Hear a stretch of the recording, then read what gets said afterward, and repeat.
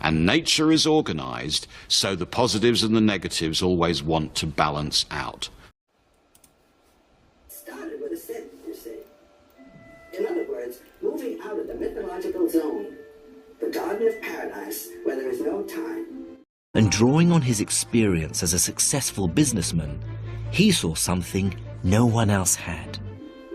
And where men and women don't even know that they're different from each other. The two are just creatures. And God and man are practically the same. He walks in the cool of the evening in the garden where we are.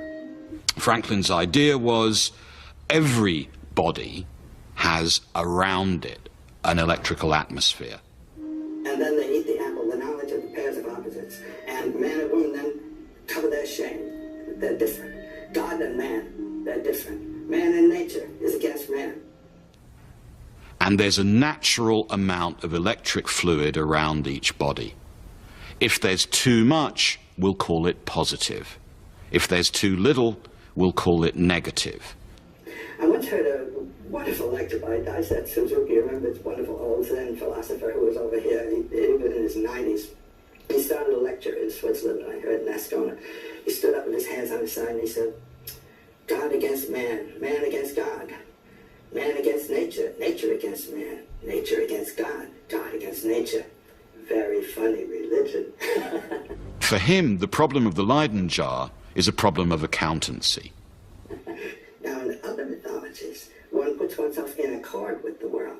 If the world is a mixture of good and evil, you do not put yourself in accord with it. You identify with the good and you fight against the evil. That, like money in a bank, electricity can be in credit, what he called positive, or debit, negative.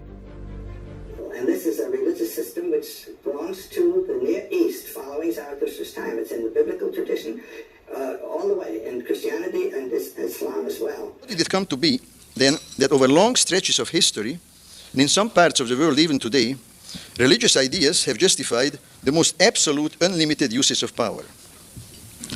Although the details of the theological justifications of repression are numerous and complicated, they all seem to come down to a single image, namely to a monotheistic male God who rules from heaven over all of mankind as a father on earth rules over his children. This is not being witnessed, a sort of derogation of the nature religions. Perhaps the most classic exposition of this religious perspective on power is Sir Robert Filmer's treatise tellingly titled Patriarcha. Written in 1640, this work, which bears the arresting subtitle, quotes, "A defense of the natural power of kings against the unnatural liberty of people." You see, with that fall in the garden, nature was regarded as corrupt. That's a bit for you that corrupts the whole world for us.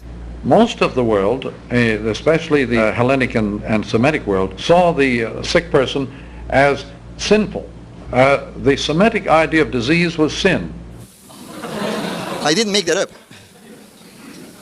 This work was made famous, would perhaps be forgotten if it hadn't been for, because there have been many such works, but this work was made famous by John Locke's satirical attack on it.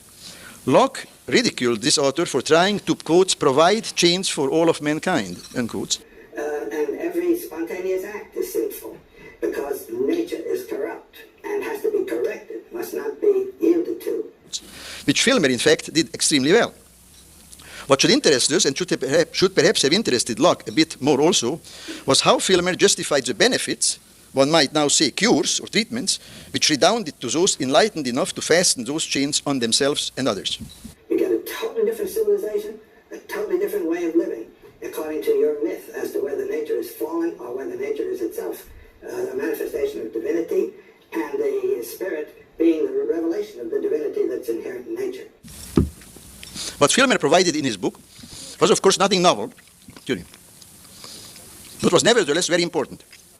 Don't you think that Americans, modern Americans, have rejected this idea, this Indian idea, this ancient idea of nature as revealing the divinity because it would have kept us from achieving dominance over nature?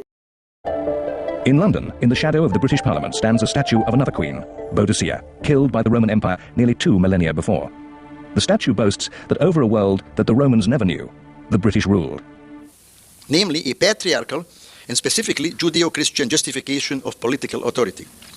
Filmer maintained that kings were entitled to absolute power over their subjects, who in turn owed their rulers absolute obedience. Why? Because both the king's wielding of power and the subjects yielding to it were decreed by God, the divine lawgiver. Yeah, but that's the biblical condemnation of nature that they inherited from their own religion and brought with them.